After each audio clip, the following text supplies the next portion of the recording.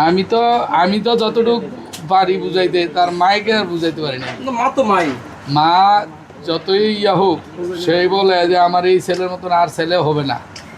যখন হারাই যায় তখন কিন্তু সবাই এই কথাটাই বলে। তো তার কথা কিন্তু বারবার মনে পড়ে। তার এক জামা কাপড়গুলো এখনও রেখে দিছে, যে আমি যদি যে কদিন বেঁচে আছি এই জামা কাপড়গুলো থাকবে।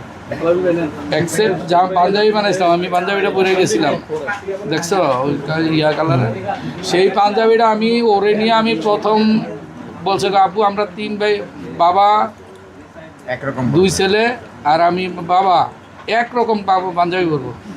এই পাঞ্জাবিটা পরে ঈদের দিনে আইসা অনেকবার ছবি উঠে দিয়েছে। আমি আপু ছবি উঠান গুনার কাজ, এটা উঠাইও না।